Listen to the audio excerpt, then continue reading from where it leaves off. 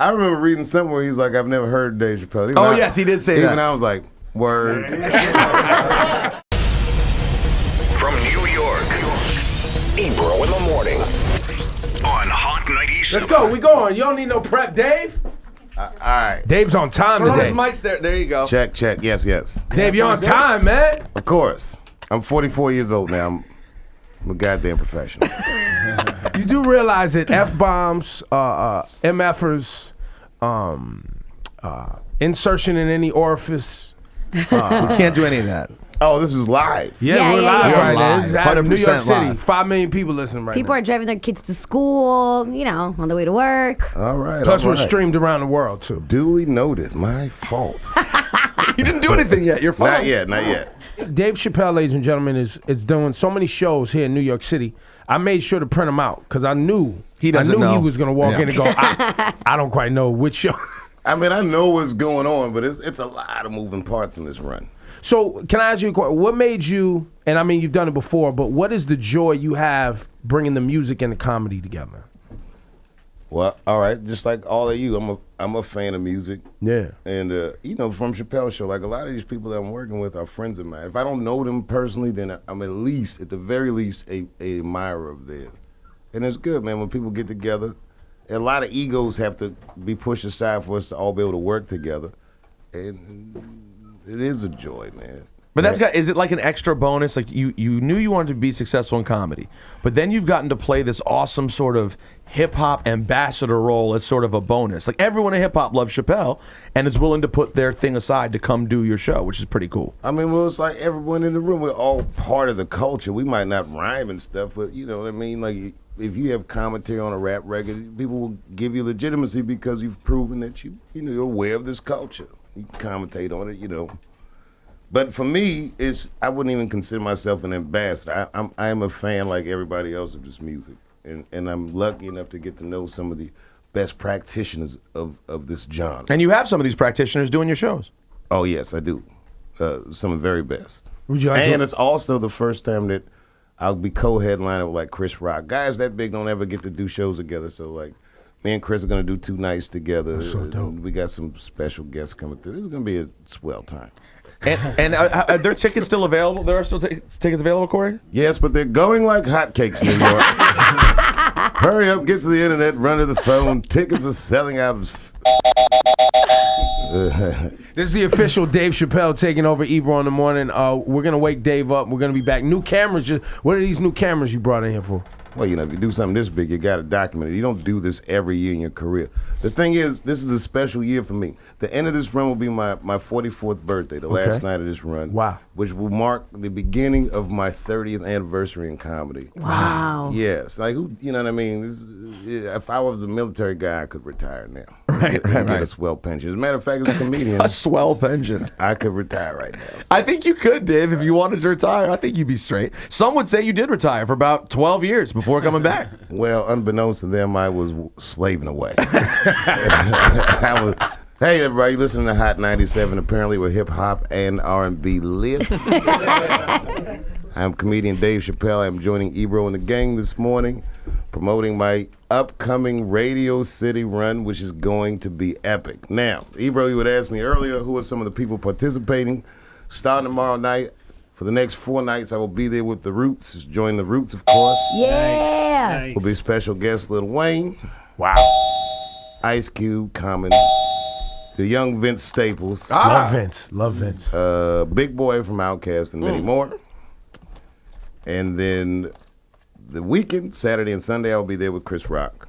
Following week, August 9th, the lovely Miss Erykah Badu joins us. And then on August 15th, we have a very special guest. Oh, wow. This guest is so special. Wait, has this been announced yet? Oh, announced. I believe it might even be sold out. And nobody even knows who the special guest is. And the guest is so special that I can't even say who it is. Oh, damn. I was going to give you a drum roll and everything. I had the flex bomb here. Hey, hit the flex bomb anyway. It's a special guest. Very special guest. Well, it's a very special guest. It's a very special occasion. What do you think I'm going to bring out? You know, ladies and gentlemen, Chubby Checker. He's back from it. I'm kidding. It's going to be great. Now, Dave, a question. This many shows, Radio City, unprecedented for a comedian, yes? Nobody's ever done this before. Someone has. I shouldn't say. I believe Bill Cosby has the record for the year.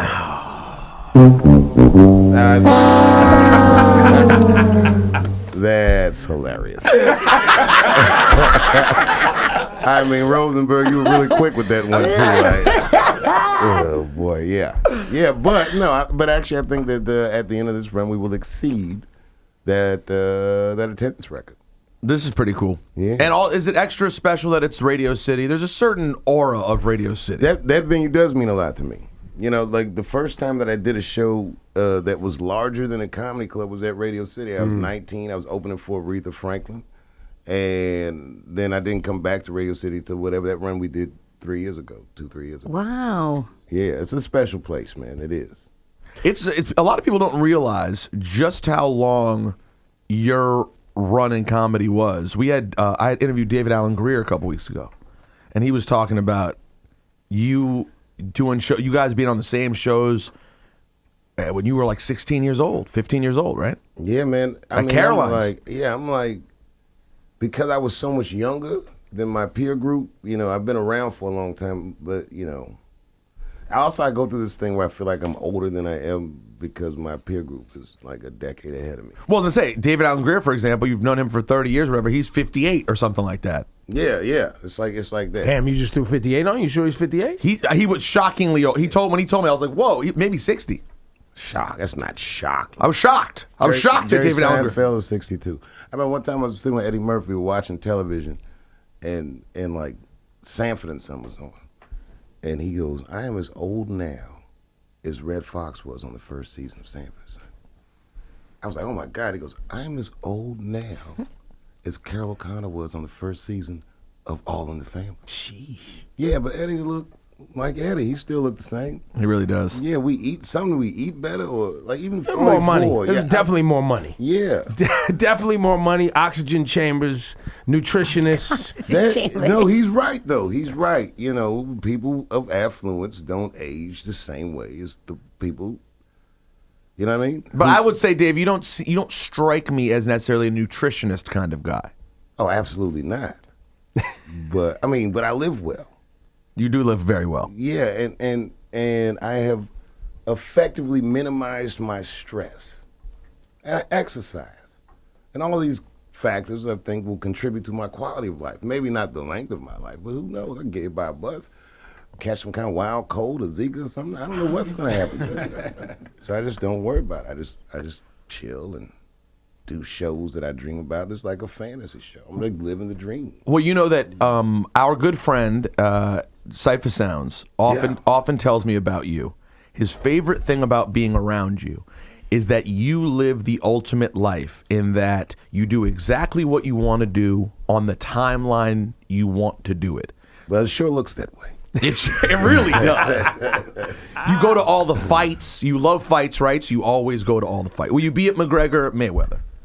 Okay, that fight I might not actually attend. Because you're worried it could like devolve into like a Bo Galata riot or something? No, because it has all the suspense of a Globetrotter game. Wait, so are you going to watch it at all? Yeah, hell yeah, I'm going to watch. Yeah. All right, wait. Let's start with Saturday. You guys were both in the building in Brooklyn, yes? Yes. Dave, you went. Laura, you went. Yes. Laura, how did you feel about the fight? Well, I told you guys, see, we had just had the interview with Adrian Broner here, so I felt a little different about him. Like, I felt sorry for him. And everybody looks at me like I'm crazy because I felt sorry for him. But why? Because I felt like when we brought up the mental health isses and then, you know, the way he was just reacting. And You guys brought up mental health issues? Well, We had to. Yeah, we had to. He threatened to commit suicide. He put a gun on the gram and was bugging out. Oh, I didn't know that. Keep Yeah, going. and I just kind of He felt like, bugged and he was out. talking about how so many people depend on him, and I feel like everybody's using him, and I don't know. I had this character in my head, okay? You guys went that deep on morning radio? When- With Adrian Broner. You know, look. All the time. I thought people were driving their kids to school and all that. What about all that stuff? They gotta learn, man. They gotta learn. So when I was at the fight, I was feeling different. I didn't know that the whole entire Barclays Center hated him. Nobody was rooting for him, and he lost the entire fight. Well, I wouldn't say nobody was rooting It was for him. quiet in there, at least on my side. It was quiet because, you know, the fight wasn't that eventful for a casual boxing fan. A real boxing fan is going to at least get caught up in the suspense of can these guys accomplish the things they're trying to accomplish within the parameters of a given round. But a casual boxing fan doesn't understand, like, why aren't they punching each other? At one point, Garcia was like, hit me, boom, boom, boom, boom. I did not hear him talking in there. Did you hear Mike? I read his lips. I did not see Mike in there talking. Hit me, I say. Rocky dialogue. Wait, so are you? You're not interested. You're not particularly interested or excited by Mayweather McGregor. No, I didn't say that. I mean, it's exciting, but it's just like I'm not gonna go and. I mean, listen, man. Listen, Floyd Mayweather's probably training as we speak. Yes. And as he's training, do you know what Conor McGregor's doing? Learning how to box. right. So he can fight a guy that was born with boxing gloves on. Right. 10-ounce gloves. So it's just like, I just don't see how McGregor can do it. And in your situation, when you go to a fight, you sit in the most expensive seats in the house. And are they always comped when you get those seats? You sometimes have to pay, right? Of course, yeah. So you have to weigh, if you're going to buy the most expensive ticket, is it worth it to drop $70,000 to go watch this fiasco? Now, I will say about the McGregor-Mayweather fight that it's such a spectacle that in and of itself is worth seeing. That I feel like no matter what happens, Conor McGregor is a very big winner and talked himself into a lot of money. It's his first fight, and he gets to fight the very best. And I just feel like that's what the fight's going to look like. Yeah, I agree with you. Do you? We got a little bit weirded out when the racial overtones have gotten a little. You said it off the air earlier, but I'll say it. Boxing's racist and been racist a long time. I'm going with Floyd Mayweather just because he's black, not because I like him as a person. And I know he's a better fighter. You know, I honestly, man, the racial overtone, I mean, for what I do, my ears are a lot less sensitive than most people's. And in my heart of hearts, I believe that these guys are great fighters. You know, McGregor's from a different genre of fighting, but it's not like I don't respect what he does. I just don't think he's as good at boxing. Specific, right. Right. So a lot of people will say Floyd Mayweather should act a certain way because of his stature or his celebrity. And I propose that perhaps his excellence is his message because he's really, really good at boxing. Like in that circle square, he might be one of the most competent people on earth. When he's doing what he actually does, he's great. And life is complicated. Everyone messes up in life, but can't everyone box that good? And so I enjoy Floyd Mayweather. And I enjoy Conor McGregor. And I don't get bent out of shape about things he says because I know he's getting ready to fight a guy that I'm sure he has to feel deep in his heart is going to whoop his ass. And it's a lot of money to take that ass whooping. I would let Floyd Mayweather beat me up for that kind of money. If he want to take a fight with me, I'll do it. That would be... You heard it here first, ladies and gentlemen. Drum roll. Let's go. Let's go. It would be slightly less competitive than what you're going to see on the 26th. Coming to Netflix next, a Dave Chappelle special. Chappelle versus Mayweather. 1. I wouldn't even get my ass whooped though. What, you just go down? Yeah, as soon as I open the bell win, I just jump on the floor, count to 10, and walk to the bank. Life goes on, man. I got no ego. Well, speaking of Netflix, were you happy with the way your specials were received? That's a good question. You know what? To be honest, yeah, sure. I mean, the one thing about putting anything out is you can't control how it's going to be received.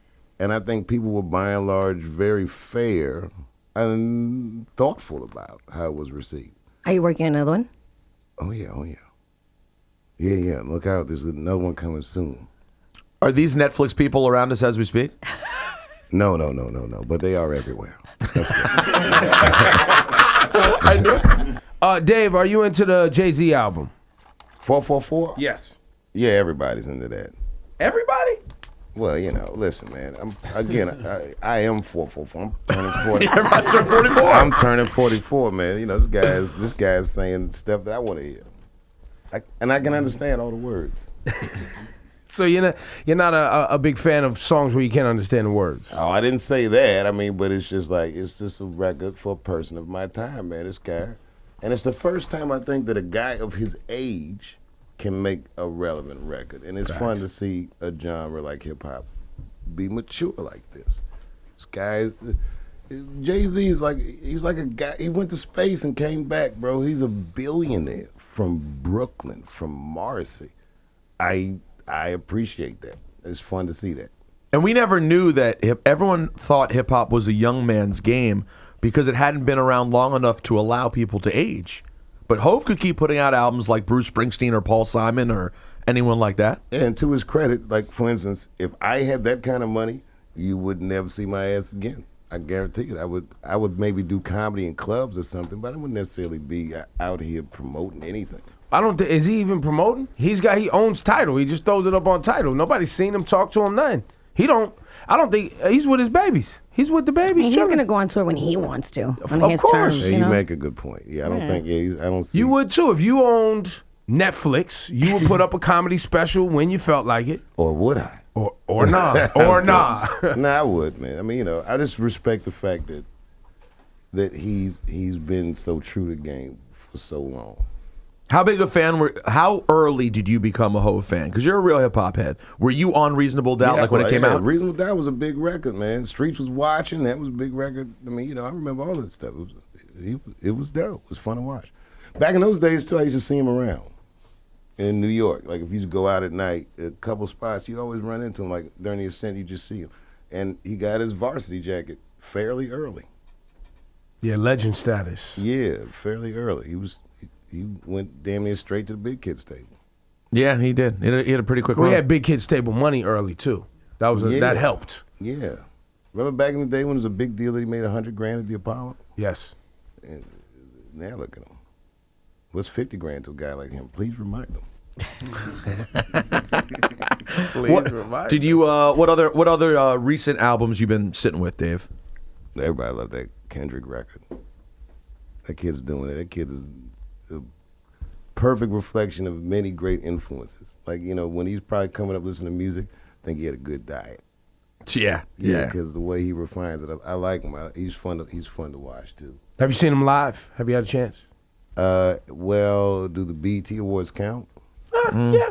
Oh, and then he opened for Kanye that one run. I seen him live. Oh yeah, that's right. Yeah, when he opened for Ye on was it Yeezus? Have you spent any time digesting the Hove lines on his album about Kanye?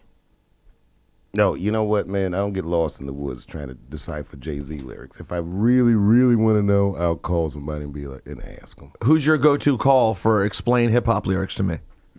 I don't know. Most if I could reach him, I guess. You had the chance to interview Kendrick for Interview Magazine. What was that like? And were you able to just talk to him about whatever you wanted?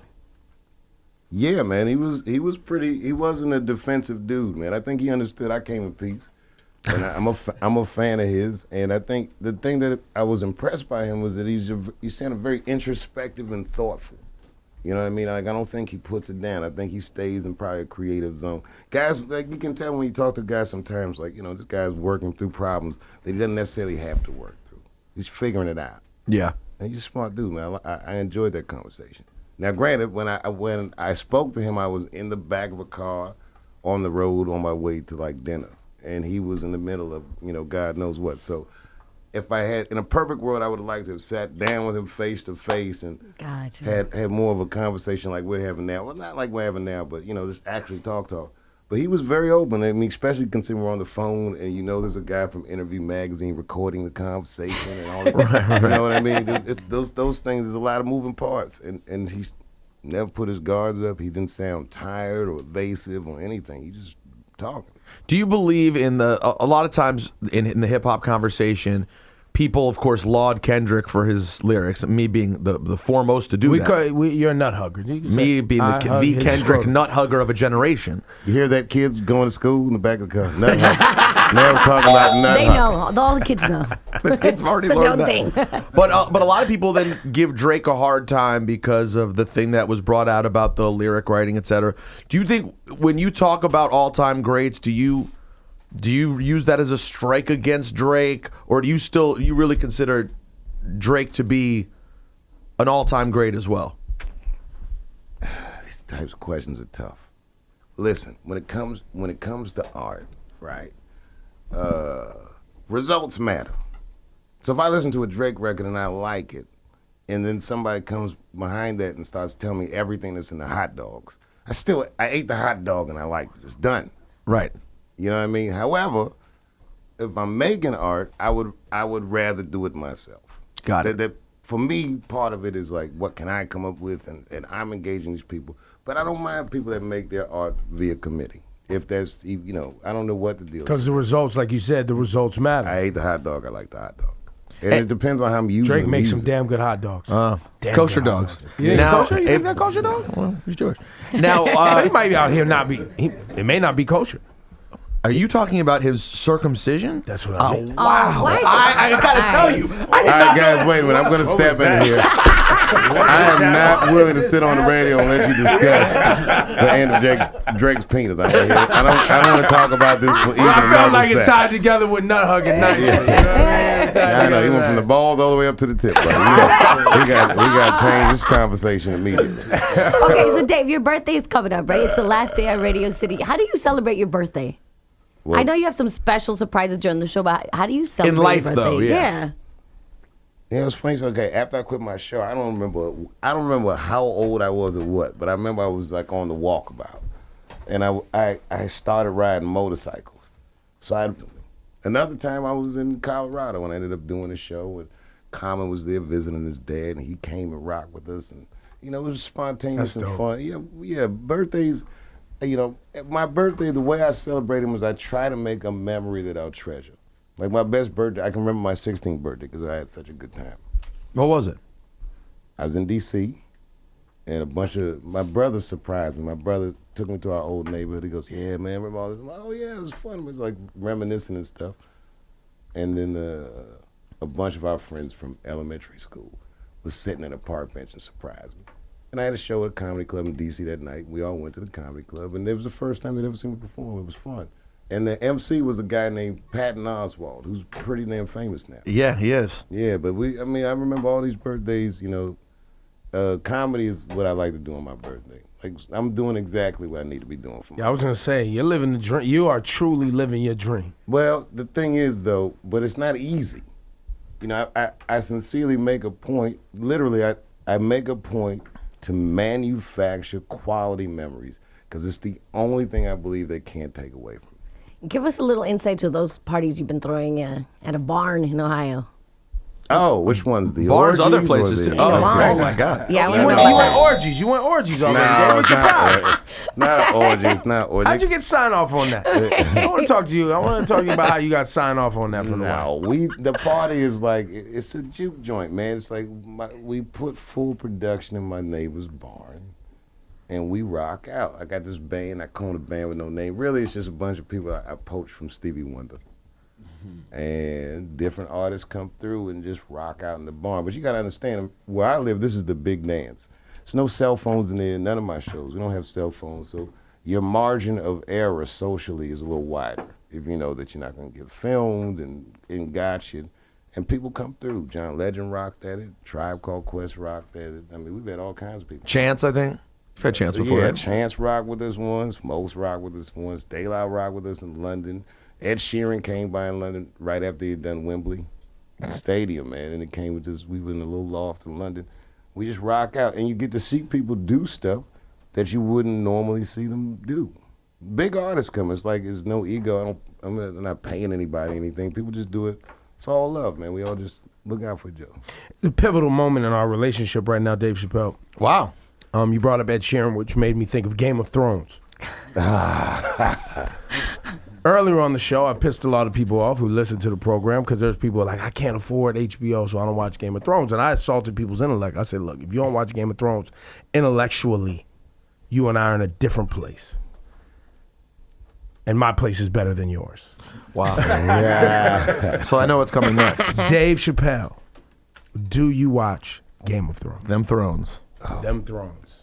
You watching them Thrones? Of course I do. Yes! But I did not see last night. Oh, That's okay. fine, that's fine, So that's no fine. spoilers. That's Yes. fine. How Yo, many? last night the Dragons. No, Yeah, That's, by the way, that's what Alexa did. But you know, it's funny. I got on late. I like binge watched and caught up because I used to be on the tour bus and there was a couple nerds on my bus that would always be talking about it. Man, and you hear bits of their conversation, the dragons and all this. I'm like, man, it sounds whack. Got a little worse. And then I started watching it, man, and yeah, I just got sucked. And it was, you know what I mean? It was, And then you were chiming about the dragons. yeah, then it was like, yeah. Yesterday, Alexa's dad, my wife's father, wrote her and was like, she was like, Dad, did you watch Game of Thrones yet? He's like, no, I'm at dinner. I didn't see it. Don't spoil it. She was like, damn, the dragons ate Jon Snow. Sad. Man. But it's a special kind of show. I had mixed feelings about Ed Sheeran's appearance, but it wasn't bad. I though. didn't care. This is what I care about, Dave. You know a lot of white people. How much, and for people who don't watch Game of Thrones, there's a whole movement about how Game of Thrones really can teach you about white people and the things that motivate them. Right? Wait, I haven't heard this yet. There's a whole article. There's a whole article. What is this article in though? It's better. Be It's on a black site. It's black Black Facebook. Yeah. Black Tail has an article, but No, it's like root.com, I think. And they started the hashtag Thrones, y'all, and all that Twitter stuff. They're a part of that. Do you feel, for the people who don't watch Game of Thrones, that there is anything to learning white people through Game of Thrones? well, why don't we say it like this? Why don't we say that Game of Thrones illustrates certain concepts that are part of the power, the dynamics of power, Okay. and the manipulation of power and leverage in high-end situations. Be like if you made a show about 50 Cent's book, The 48 Laws of Power. Okay. How many laws of power he said there are. Yeah, I mean, you know, and white people are often powerful in our walk of life, so maybe in that sense it's illuminating. Yeah, because the article goes on to talk about the dragons are white privilege. All right, then they're going to. Because Daenerys is just born with these dragons that you just fire on anybody at any time. She ain't got nothing to worry about. You can't burn her, you can't harm her, you can't do nothing. Yeah, so I got to think about it. I got to digest that. I don't know if that didn't immediately ring true. And then they said winter, the, what are they called? The White Walkers. Mm-hmm. The White Walkers. Who are the White Walkers? The White Walkers is The racism. KKK? It's always coming. It's KKK. It's always on the way. No. It's Hold always on. The coming. White Walkers are so much more dangerous than the KKK. The KKK are pathetic No, at this it's point. racism. It's Okay, all because of the it. White Walkers are terrifying. I've got to read this article. Where in D.C. were you born? Washington Hospital Center. And what section of D.C. did you grow up in? Well, several. I used to live in Silver Spring from like 0 to 10. And then I lived in the Northeast on East Capitol Street. Did you hear the really sad D.C. news from the weekend? That Cool Disco Dan died. Yes. man. Wow, The really? legend Cool Disco Dan passed away. Yes, I did. You heard that country big? Yeah, Cool Disco Dan. He was for people listening who may not know, he was a iconic graffiti artist, and his tag, Cool Disco Dan. I mean, Dave, your entire life must have been seeing. I'm from Montgomery County, so I only saw it some, but in D.C., you saw it all the time. Yo, you seen on the bus, like written on the seat. This guy was ubiquitous. Like he just rode all over the city. Cool Disco Dan. And then at a certain point, it's like some Turk 182 stuff. At a certain point, people were like, who is Cool Disco Dan? And there was a paper in D.C. that went and found this guy. And he was like a street legend. He was like a local, like, oh yeah. It was a funny reference locally. And he just passed away. Just passed away, and there's a great documentary that came out a couple years ago about him. That's phenomenal. There's a documentary about Cool Disco Dan. Yeah, I'll send it. I'll send it to you. I got a DVD of it. It's phenomenal. All right, stuff. Phenomenal. But yeah, rest in peace, Cool Disco Dan. Dave, you have some shows announcing today. What's the deal, man? More Radio City dates? Yes, going on sale today at 3 o'clock. Joining the lineup will be Solange. Oh. Yes. Wait a minute. Nobody's heard this before. No, this is breaking story. Oh, wait, hold on. Set him up. Yeah, you need this. Set him You up. need this. Gotta have the Good right evening. thing. That's right. Solange going on sale today at 3 p.m. Also joining me at Radio City will be select members. 5 p.m., Dave. 5 p.m. 5 p.m. Excuse me. In the newsroom over there in the corner, they say 5 p.m. Correction. Okay, correction. We are going on sale with Solange's show at 5 p.m. And also joining me, select cast members from Saturday Night Live. Uh-oh. Leslie Jones, Michael Che, and Colin Jost will be joining me at Radio City. So please check your local ticket listings. I don't even know where do I tell people to look for this? Ticketmaster.com. Ticketmaster. Boom. Ticketmaster.com, of That's course. right. But of course. And all the shows, will there be more added after this, or is this the last Well, like it's weird. Like some of these are sold out, man. But on August 17th, Chance the Rapper's joining me. August 18th, I'm co-hosting with the Daily Show's Trevor Noah, and then of course Donald Glover, aka Child. Now let's think about this. You've heard them on their radios, on television. You've read their newspapers. You've even talked to them in your beer houses. What do they call us? They call us Anglo fools. They call you Anglo fool. And they've called all of us BR friends. Are we BR friends? They call us enemies in their house. That's not the truth. The truth is they stole our rights. You know that. They destroyed our wealth. Call us Cameroonians. We are Ambazonians.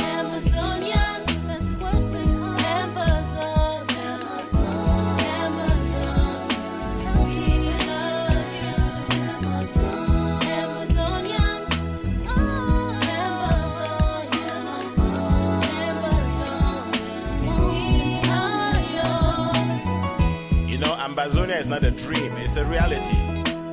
And let's talk to Ambazonia. Ambazonia, you were lost and abused. Now you are found. We have found you. We pledge our lives to set you free, forever free.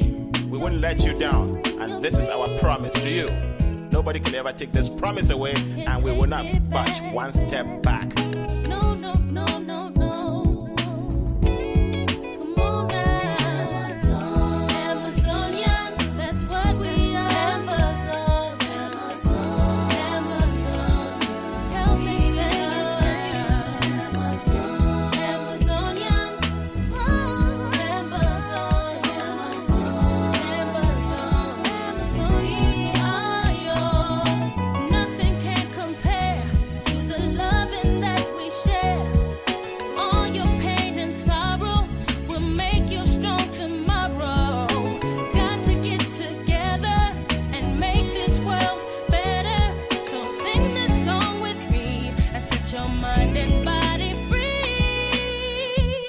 This really comes down to you and me.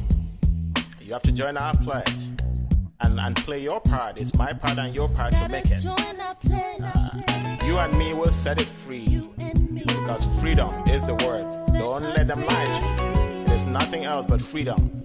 Freedom is our right, and in that right is our liberty.